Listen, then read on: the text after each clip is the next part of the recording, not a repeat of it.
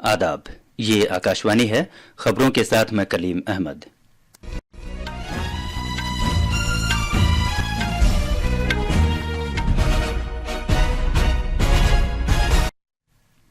वजीर आजम नरेंद्र मोदी और नाइजीरिया के सदर बोला अहमद टिनुबू अबूजा में बातचीत करने वाले हैं, जिसमें कलीदी साझेदारी और बाहमी ताल्लुकात का जायजा लिया जाएगा।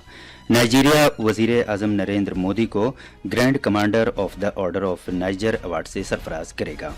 भारत ने ओडिशा के साहिल के नजदीक तवील दूरी के पहले हाइपरसोनिक मिसाइल की कामयाब आजमाइश की है। ऑस्ट्रेलिया, जापान और अमेरिका ने भारत बहरुल-काहिल खित्ते में भारत की बहरी निगरानी की कोशिशों में मुआवनत करने के अपने अहद को दोहराया है। और हॉकी में आज बिहार में खवातीन के एशियाई चैंपियंस ट्रॉफी में भारत का मुकाबला जापान से होगा। अब खबरें तफसील से। वजीर आजम नरेंद्र मोदी अबूजा में नाइजीरिया के सदर बोला अहमद टिनुबू के साथ बातचीत करने वाले हैं। दोनों लीडर दो तरफा कलीदी साझेदारी का जायजा लेंगे और बाहमी ताल्लुकात को वसअत देने के नए रास्तों पर तबादला ख्याल करेंगे। बातचीत के बाद कई समझौतों पर दस्तखत किए जाने की उम्मीद है।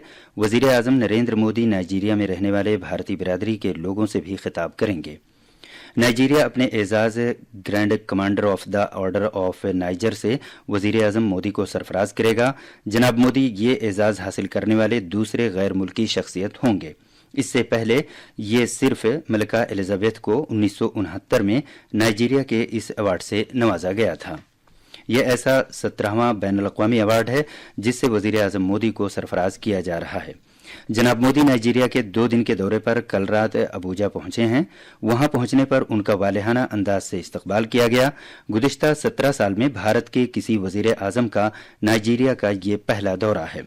वजीर आजम मोदी को अबूजा शहर की कुंजी पेश की गई, जो नाइजीरिया के अवाम की जानिब से वजीर आजम के तईं एतमाद और एहतराम की अक्कासी करती है।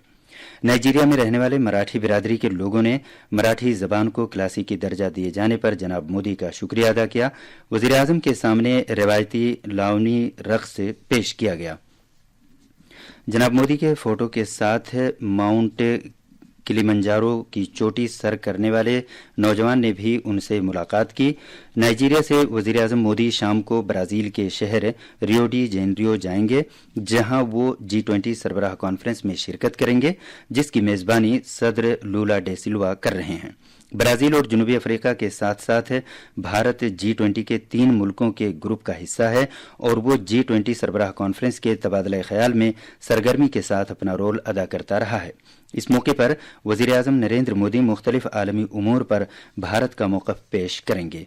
उम्मीद है कि जनाब मोदी कई रहनुमाओं के साथ बातचीत भी करेंगे। अपने दौरे के तीसरे और आखिरी मरहले में वजीर आजम मंगल को गयाना के 3 दिन के सरकारी दौरे पर रवाना होंगे। दिफाई तहकीक और तरक्की की तंजीम DRDO ने कल ओडिशा के साहिल के नजदीक डॉक्टर APJ अब्दुल कलाम जजीरे से भारत के पहले तवील दूरी के हाइपरसोनिक मिसाइल की कामयाब आजमाइश की। यह हाइपरसोनिक मिसाइल मुसल्लह अफवाज के लिए 1500 किलोमीटर से ज्यादा की दूरी तक मुख्तलिफ तरह के पेलोड से ले जाने की सलाहियत रखता है।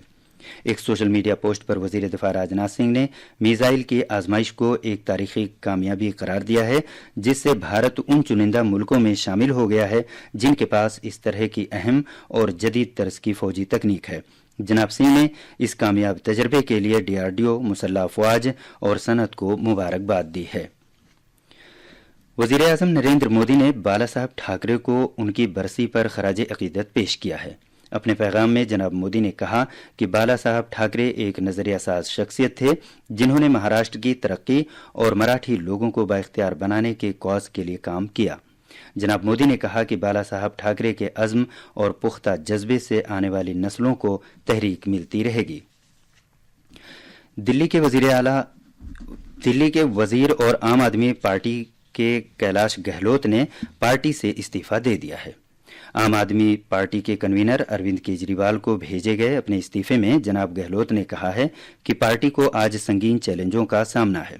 उन्होंने इल्जाम लगाया है कि सियासी ख्वाहिशात ने अवाम के तई पार्टी के अहद और वादों को पीछे छोड़ दिया है, जिसकी वजह से कई वादे पूरे नहीं हो सके हैं। भगवान बिरसा मुंडा की विरासत को उजागर करने की खातिर पूरे मुल्क में तालीमी इदारे जनजातीय गौरव पखवाड़ा मना रहे हैं।